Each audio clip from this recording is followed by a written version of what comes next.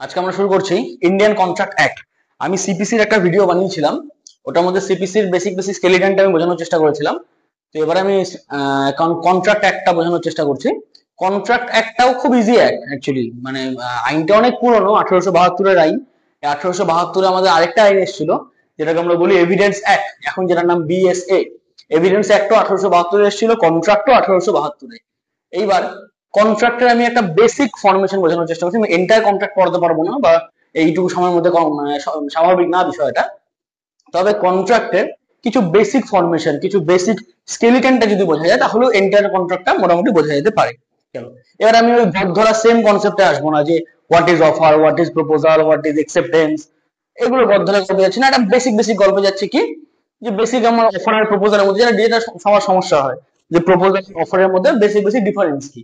Proposal বলতে আমরা কি বুঝি, যখন কোনো একটা পার্টিকুলার মানুষকে কোনো কিছু প্রপোজাল দেওয়া হচ্ছে, দ্যাট ইজ কল্ড প্রপোজাল। যেরকম এক্সাম্পল, এই শার্ক ট্যাঙ্ক হচ্ছে, শার্ক ট্যাঙ্কে যারা পিচ দিতে আসছে, যারা নানান বিজনেস নিয়ে পিচ দিতে এসছে ওই শার্ক ট্যাঙ্ক ওদের মানে শার্কদের সামনে, that is called proposal, that is not offer, that is called proposal. আর অফার কি জিনিস? অফার হচ্ছে যখন কোনো একটা দোকানের সামনে লেখা আছে 50% অফ, 100% অফ, এত পার্সেন্ট অফ, বা সেল এরকম লেখা আছে, বা কোনো একটা শপ ওপেন আছে, শপের সামনে লেখা আছে we are open, that is means offer. তো offer is for everyone, proposal is for individual. গেল। এছাড়া আমরা আরেকটা কনসেপ্ট পাই যে রেসিপ্রোকাল প্রমিসেস কি হয়, বা what is promises, what is reciprocal promises. Promises মানে কি, যখন কোনো একটা অফার হলো, সেই অফারটা একসেপ্ট করলো আদার সাইড, একসেপ্ট করার পরে মাঝখানে একটা প্রমিস জেনারেট হলো, যে হ্যাঁ আমি এটা দেবো এবং তার বদলে ও ওটা পাবে। গেল। এর সাথে আমরা একটুখানি বুঝে নিই রেসিপ্রোকাল প্রমিস কি।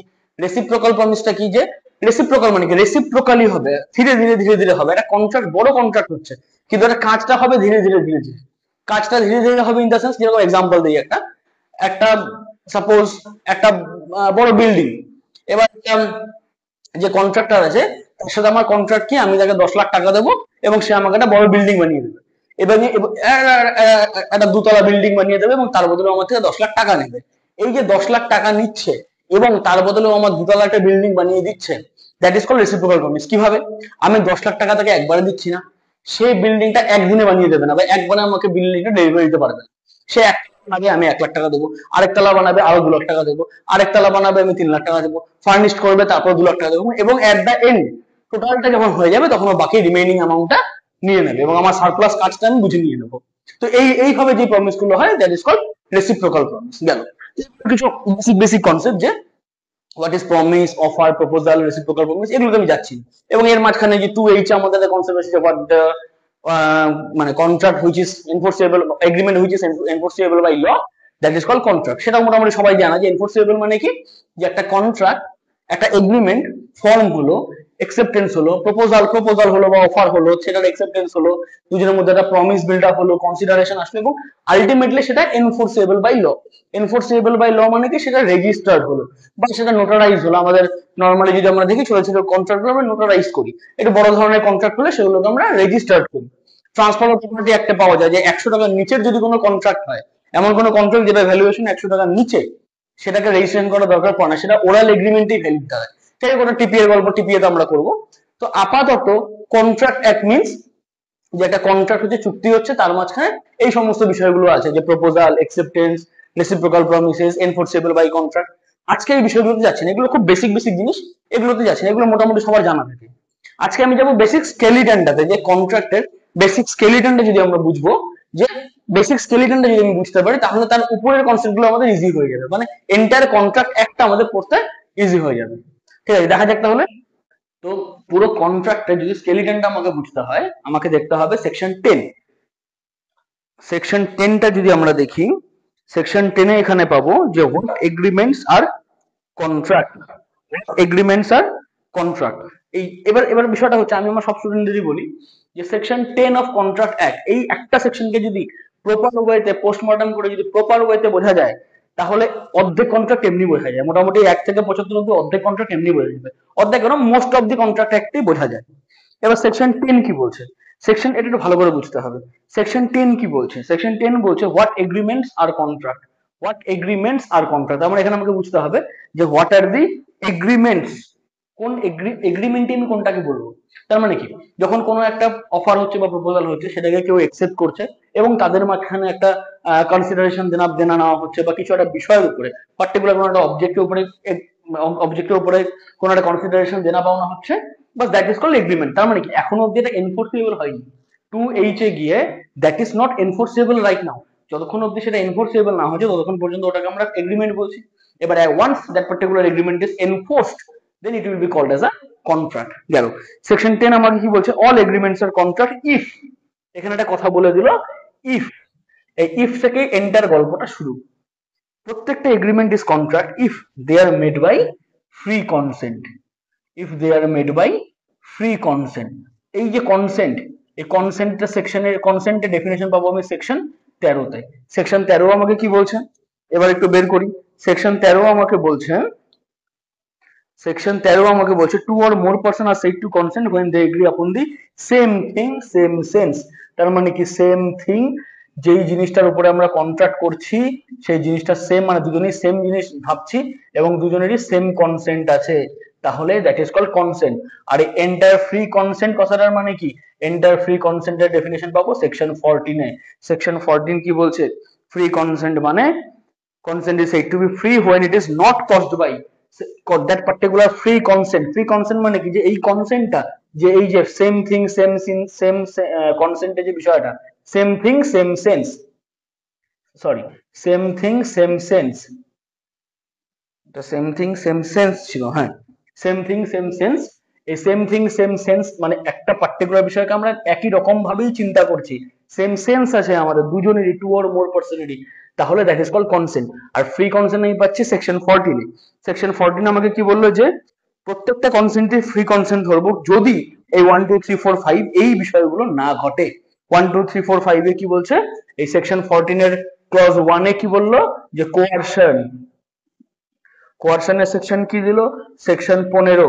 তারপর কি দিল, আনডু ইনফ্লুয়েন্স, এটা বললো সেকশন 16। এরকম করে করে 17 18 20 21 22 গেল। এবার বিষয়টাকে একটু বুঝি। কোয়ারশন আমাকে কি বলছে, অ্যাজ ডিফাইন্ড ইন সেকশন 15। কোয়ারশন মানে কি, কোয়ারশন মানে এক কথায় কল থ্রেটনিং। যখন আমি কাউকে থ্রেট করে কারোর কনসেন্ট নিতে চাচ্ছি, এক্সাম্পল আমি কাউকে কারোর সাথে এরকম একটা কন্ট্রাক্ট করলাম যে ভাই তুমি অমুক জমিটা তোমাকে কিনতেই হবে, নইলে কিন্তু ভাই তোমার খবর আছে, দ্যাট ইজ কল থ্রেটনিং। আমি ওকে থ্রেট করে জিনিসটা কিনতে বাধ্য করলাম, তার মানে ও যে জিনিসটা কিনলো that is not his free consent, ও নিজের ইচ্ছায় কিন্তু জিনিসটাকে কেনেনি, দ্যাট ইজ কল কোয়ারশন, মানে ওকে থ্রেট করে করানো হচ্ছে। Second, undue influence. Undue influence section কত বললো, 16। সেকশন 16তে আনডু ইনফ্লুয়েন্স মানে, আনডু মানে কি অনিচ্ছাকৃত, ইনফ্লুয়েন্স মানে কি তাকে ইনফ্লুয়েন্স করে দেওয়া। ওকে, মানে গাছে জড়ায় দেওয়া, বলি না গাছে জড়ায় দিলাম, আমি এমন কিছু গল্প বললাম যাতে ও গাছে জড়ে গিয়ে জিনিসটা কিনে নিল। আমি ওকে বললাম যে ভাই ভাই অমুক প্লটটা তোমাকে কিনতে হবে, তুমি যদি অমুক প্লটটা কেনো তাহলে তুমি বিশাল মালামাল হয়ে যাবা, ওই প্লটের ভেতরে তেলের খনি আছে, ওই প্লটটা কেনো। আমি যদি এরকম কোনো গল্প বলি, তার মানে কি আমি ওকে ভুল বুঝিয়ে না, ঠিক ওকে ইনফ্লুয়েন্স করে দিলাম যে ওই প্লটটা কিনে না জানি তুমি কি হয়ে যাবা। এরকম একটা বিষয়। যেরকম এক্সাম্পল দিই, আমি কাউকে ধরো, এই যেরকম এক্সাম্পল, আগে একটা কনসেপ্ট ছিল যে বিএড ডিএড, এই পরীক্ষার মধ্যে একটা কনসেপ্ট ছিল বিএড ডিএড করতে হবে, যে যারা এসএসসি তে বসতে চায়, এখন এসএসসি যেহেতু ঝামেলা হচ্ছে সেজন্য মনে পড়লো, যারা এসএসসি তে বসতে যাবে তাদের সবার বিএড ডিএড করার কোনো কথা চিন্তা নেই, যেই এসএসসি আসে পরীক্ষা করবে, কিন্তু এতদিন ধরে এসএসসি পরীক্ষাই নেই। যাই হোক, তো এই যে কেউ যদি, তখন একটা কনসেপ্ট কি ছিল, কেউ যদি বিএড করে, কেউ যদি ডিএড করে, তার মানে তার বাস এবার ভাগ্য খুলে গেল, চিন্তা নেই। এবার বিএড ডিএড এর যারা এজেন্টরা আছে তারা কি বলছিল, যে হ্যাঁ ভাই করে নাও, that is call undue influence. এমন ভাবে ইনফ্লুয়েন্স করে দিল যে মনে হবে না জানি কি হয়ে যাবে, কিন্তু আলটিমেটলি কোনো গল্প নেই। গেল। ফ্রড, ফ্রড মানে মোটামুটি বোঝা যাচ্ছে, এটা বোঝানোর কিছু নেই, কারোর সাথে কোনো কিছু ফ্রড করা।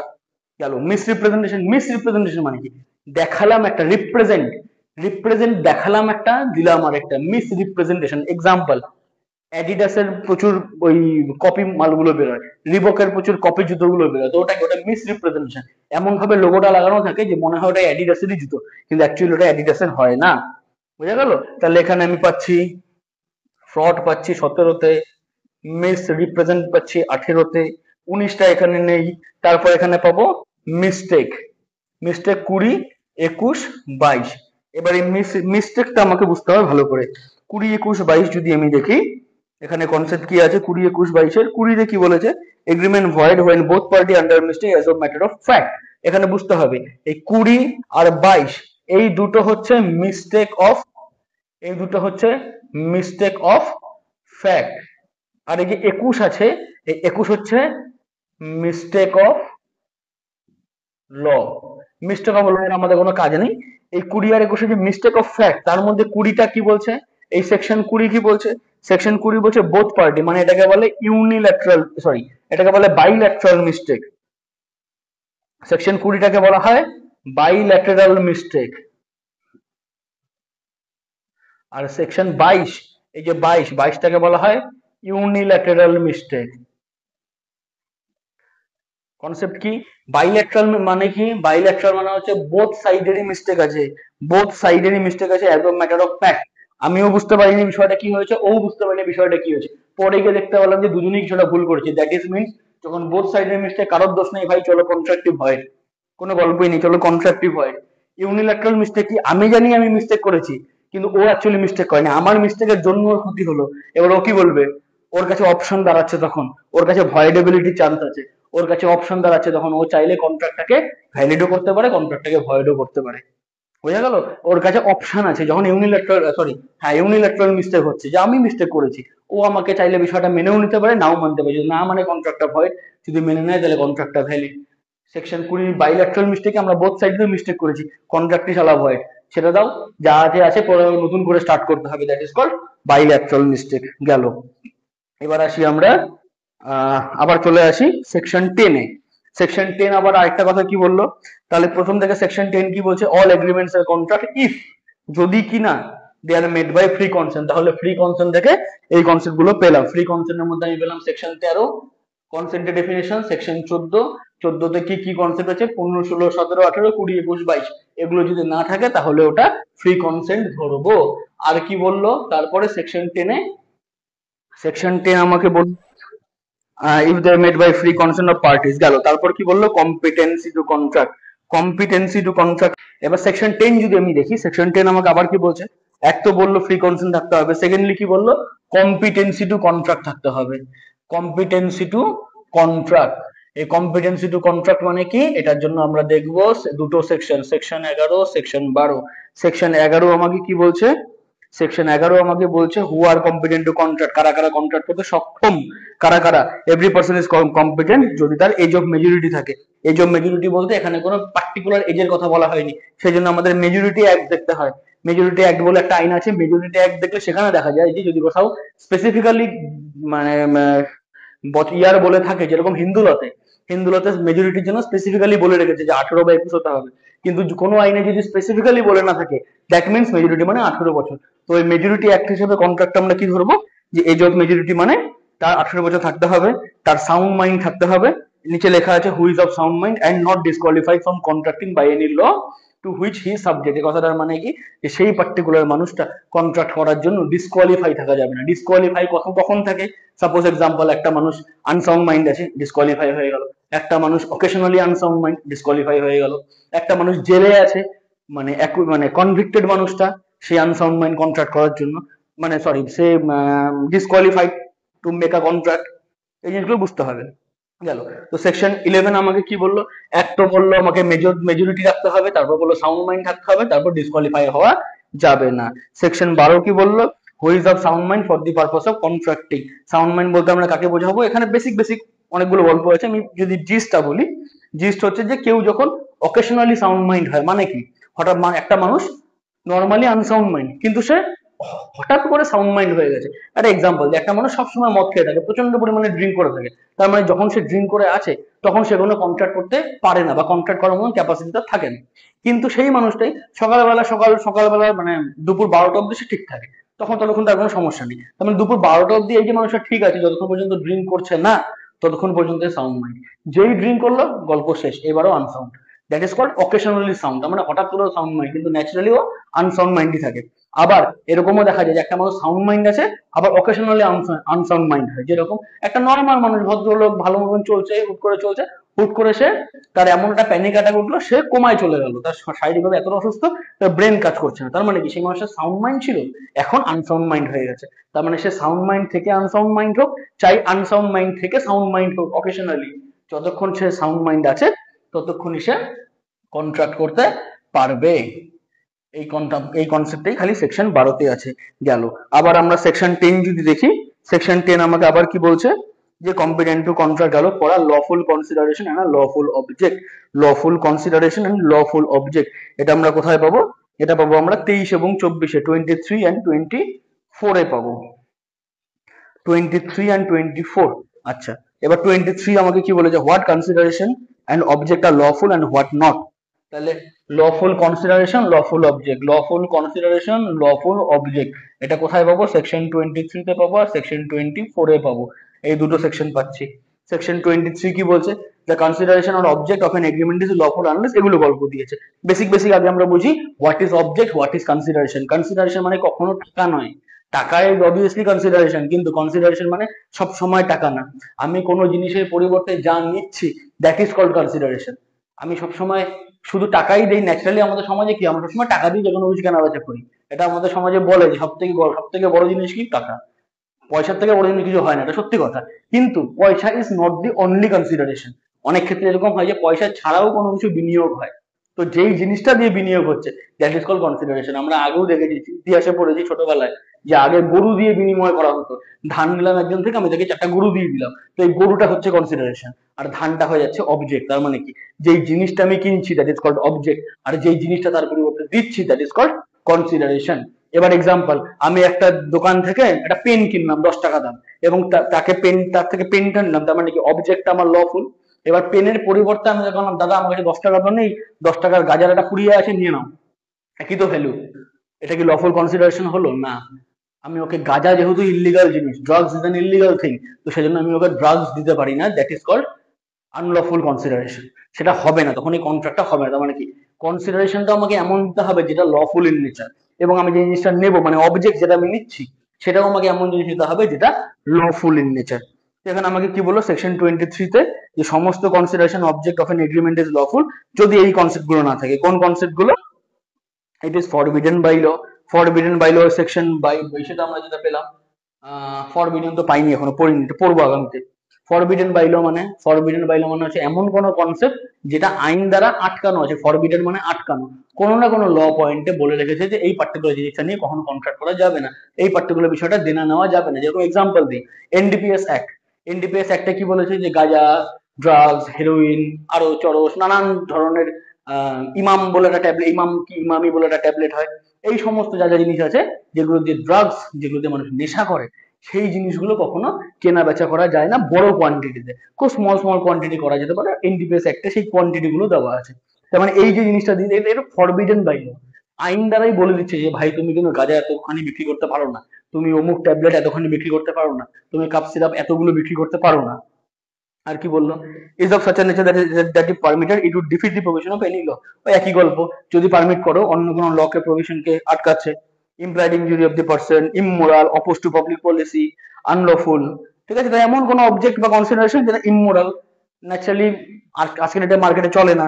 অপোজ টু পাবলিক পলিসি, এমন কোনো কনসিডারেশন বা অবজেক্ট যদি নেওয়া হয় বা দেওয়া হয় সেটা অপোজ টু পাবলিক পলিসি, মানে সমাজের এগেনস্টে চলে যাবে বিষয়টা, সামাজিক ভারসাম্যের এগেনস্টে চলে যাবে, তাহলে সেটাকেও আমরা লফুল কনসিডারেশন, লফুল অবজেক্ট বলতে পারবো না। আর একটা সেকশন 24 কি বললো? 24 একটা কথা মাথায় রাখতে হবে, 24 বলো ইন পার্ট। এই ইন পার্ট কথাটার মানে কি, কোন কনসিডারেশন বা অবজেক্ট যদি টোটালটার মধ্যে একটা পার্টিকুলার পোর্শন যদি ভুল থাকে, পার্টিকুলার পোর্শন যদি এরকম ফরবিডেন বাই ল থাকে, তাহলে এন্টায়ার পোর্শনটাই ভয়েড, এন্টায়ার পোর্শনটাই আনলফুল। এক্সাম্পল, আমি একটা জামা কিনলাম, সেই জামার পরিবর্তে আমাকে 100 টাকা দিতে হবে। এবার আমি 90 টাকা ক্যাশ দিলাম, আর 10 টাকা বললাম 10 টাকাটা গাজার পুড়িয়ে আছে, এটা নাও ভাই খাই নিও, একই তো ভ্যালু।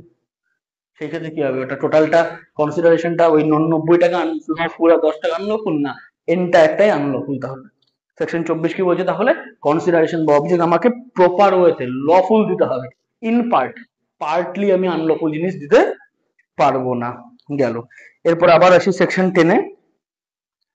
সেকশন 10 আবার কি বলেছে, যে তাহলে হলো সেকশন 10-এ আমি কি কি পেলাম, if they are made by free consent, free consent বুঝলাম 13-14, competent to contract 11-12, lawful consideration and lawful object 23-24 পেলাম, and are not hereby declared to be, hereby declared to be void, hereby expressly declared to be void, expressly declared to be void। এখানে কি বলেছে, expressly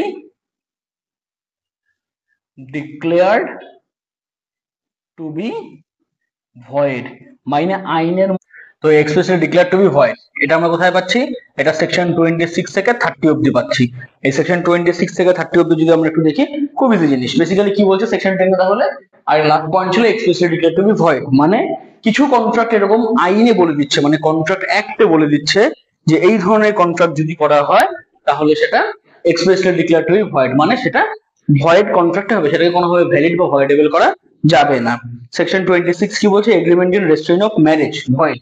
agreement in restrain of marriage, আমি যদি কারণ বিয়ে আটকানোর জন্য কারোর সাথে এগ্রিমেন্ট করছি, যেরকম এক্সাম্পল আমার একটা এক্স গার্লফ্রেন্ড আছে, বা আমার আমার আমার actually আমার একটা এক্স গার্লফ্রেন্ড আছে, এবার যেই গার্লফ্রেন্ডের বিয়ে হচ্ছে তাদের বিয়েটাকে আটকানোর জন্য আমি আরেকজনের সাথে এগ্রিমেন্ট করলাম যে তুমি গিয়ে ওই বিয়েটা আটকে দিয়ে আসো, that is called agreement for restraining their marriage. তো এবার ওর বিয়ে আটকানোর জন্য আমি যদি কারোর সাথে এগ্রিমেন্ট করি, যেরকম অনেক কারণে গুন্ডার সাথে এগ্রিমেন্ট করলো তুমি কি ওই বিয়েটা ভঙ্গ করে দাও, তাহলে ওই এগ্রিমেন্টটা যদি আমি ওকে পরে গুন্ডাকে যদি পরে পয়সা না দিই, ও কিন্তু ওটা নিয়ে কোর্টে যেতে পারবে না। কেন? This particular agreement is void as per section 26। Same S 27 কি বলেছে? Agreement in restrain of trade void, কোন ব্যবসায়িক জনিত কারণে, কোন ব্যবসার জন্য আমি যদি কারোর সাথে একটা এগ্রিমেন্ট করছি যে অমুক মানুষের ব্যবসা বন্ধ করে দেবো, এক কথা হয় না কিছু মানুষের কেউ যদি ভালো কোনো বিজনেস করে, আদার সাইডের যারা কম্পিটিটর তাদের খুব গা জ্বলে, তাদের খুব, আমাদের বাঙালিদের মধ্যে খুব পিএনপিসি করে তারা, সেরকম তারা তারা যদি এগ্রিমেন্ট করে যে চলো আমরা কি ওর ব্যবসাটা ভেঙে দেবো, কেন? কারণ ও আমাদের কম্পিটিটর। তো এই নিজেরা যদি কোনো এগ্রিমেন্ট করে অন্য কারোর ব্যবসা হওয়ার জন্য, দ্যাট ইজ অলসো ভয়েড।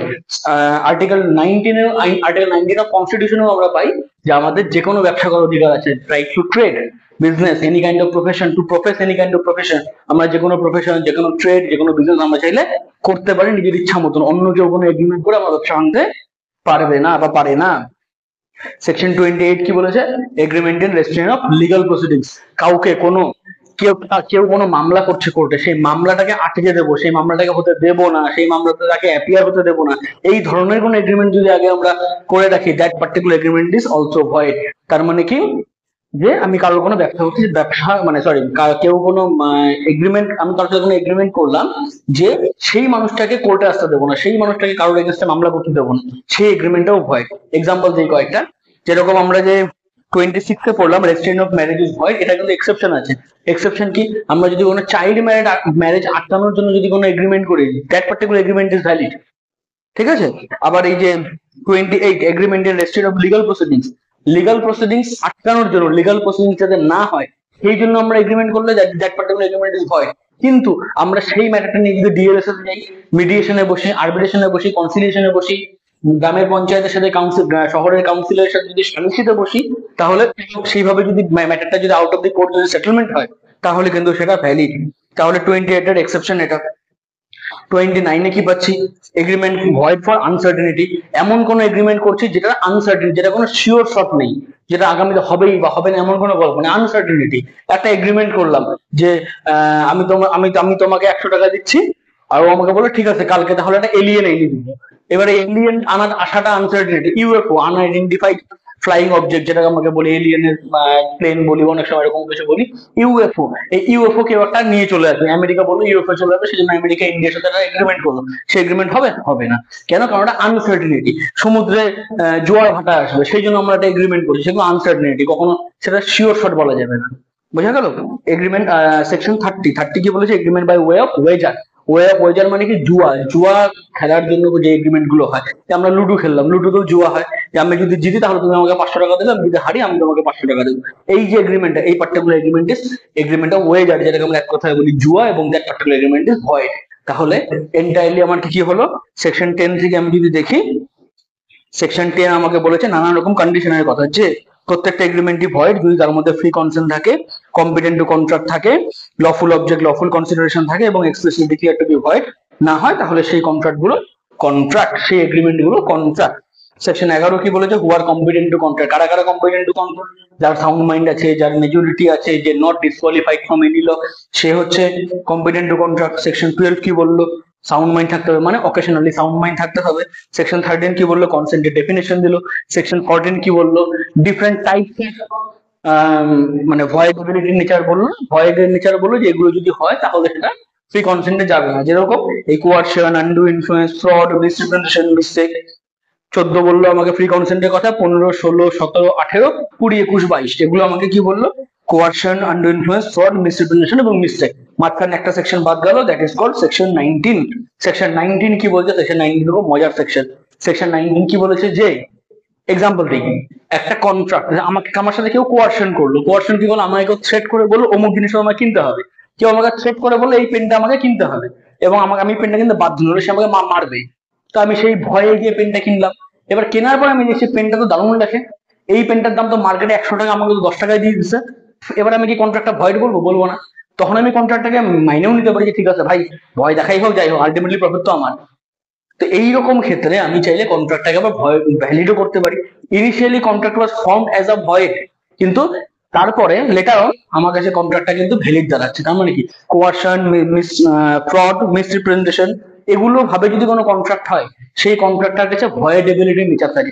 আমি পরে গিয়ে সেই কন্ট্রাক্টটাকে সেই কন্ট্রাক্টটাকে ভ্যালিড বানাতে পারি। বোঝা গেল? 19 গেল। 20 কি বলেছে? বাইলেটারাল মিস্টেক, মানে বোথ সাইডে মিস্টেক হলে সেই কন্ট্রাক্টটা ভয়েড হয়ে যায়। 21 কি বললো? মিস্টেক অফ ল। 22 কি বলেছে? Mistake of unilateral mistake. Unilateral mistake মানে ওয়ান পার্টির মিস্টেক, যে একজন ভুল করেছে, আরেকজনের একটা ওপিনিয়ন থেকে যাচ্ছে, তার কাছে অপশন থেকে যাচ্ছে, সে চাইলে কন্ট্রাক্টটাকে ভ্যালিডও বানাতে পারে, সে চাইলে কন্ট্রাক্টটাকে ভয়েডও বানাতে পারে। গেল সেকশন 22 গেল। সেকশন 23 কি বলছে? ওই consideration of object which are lawful, which are unlawful, আমরা একটু আগে পড়লাম। সেকশন 24 বলছে ওই কনসিডারেশন অ্যান্ড অবজেক্ট ইন পার্টের কথা। ইন পার্ট মানে কি, যে পুরোটার যদি একটা পার্টিকুলার পোর্শন যদি ভয়েড থাকে, তাহলে পুরো কনসিডারেশন বা পুরো অবজেক্টটাই ভয়েড হয়ে যাবে। 25টা মিস গেছে। 25টা মজাদার জিনিস। Agreement without consideration is void. কি বলেছে? যে বেসিক জেনারেল রুলস কি, যে কোনো কন্ট্রাক্ট আমরা যখন করব সেখানে কনসিডারেশন থাকাটা বাধ্যতামূলক। উইদাউট কনসিডারেশন আমরা কোনো এগ্রিমেন্ট করতে পারি না, এবং যদি না উইদাউট কনসিডারেশন যদি কোনো এগ্রিমেন্ট করি, that particular agreement will be called as a void agreement. কিন্তু এটার মধ্যে এক্সেপশন কি, যে আমি যদি কাউকে গিফট করি, কাউকে আউট অফ লাভ দেই, কাউকে রেজিস্টার্ড করে দিলাম, কাউকে প্রমিস করলাম যে আমি তোমাকে এটা দেবো, ফ্রি অফ কস্ট দেবো, যেরকম আমি কারণ একটা উইল করে দিলাম, কাউকে ভালোবেসে আমি কোনো কিছু গিফট করলাম, সেটাও কন্ট্রাক্ট হচ্ছে, কিন্তু এই কন্ট্রাক্টের মধ্যে কনসিডারেশন নিচ্ছি না আমি, তো এই কন্ট্রাক্টটাও ভ্যালিড। তার মানে কি, যদি আমি আউট অফ লাভ দেই, যদি প্রমিসে দেই, যদি ডেপ্ট বার্ড বাই লিমিটেশন কোনো রাইটিং রেজিস্টার্ড করে, যেরকম হয় না, বাবা মা তার বাচ্চাকে জমি দানপত্র করে দেয়, তাহলে দানপত্র তো দলিল, দলিল মানে সেটা একটা কন্ট্রাক্ট, কিন্তু ওখানে কি কনসিডারেশন আছে? না। তো সেই ধরনের কন্ট্রাক্ট গুলো ভ্যালিড, সেটা আমাকে বললো সেকশন 25। তারপর তো 26 থেকে 30 অব্দি একই গল্প। 26-এ কি বললো? Agreement and registration of marriage is void, কিন্তু ওই মাথায় রাখতে হবে চাইল্ড ম্যারেজ যদি হয় তাহলে সেটা আবার ভ্যালিড। 27-এ agreement and registration of trade, যদি ট্রেডের জন্য কারো ট্রেড বন্ধ করে দেবো সেই জন্য কোনো এগ্রিমেন্ট করে, that particular agreement is void. কিন্তু আবার মাথায় রাখতে হবে কি, যে কারো কোনো খারাপ ব্যবসাকে আমি বন্ধ করবো, একটা জায়গায় একটা মদের দোকান হয়ে আছে, ইল্লিগাল মদের দোকান, ইল্লিগাল গাঁজার দোকান, সেই দোকানটাকে বন্ধ করার জন্য আমরা নিজেরা এগ্রিমেন্ট করলাম, প্ল্যান করলাম, কনস্পিরেসি করলাম, that particular conspiracy of that particular plan, that particular agreement is valid. 28 কি বলছে? Agreement and restriction of legal proceedings. ওই একই জিনিস, কাউকে কোর্টে যেতে আমি যদি আটকাই, সেটা যদি এগ্রিমেন্ট করি, দ্যাট ইজ ভয়েড। কিন্তু আবার একই গল্প, একটা এক্সেপশন কি, মিডিয়েশন, কনসিলিয়েশন, আরবিট্রেশন আছে এর সাথে।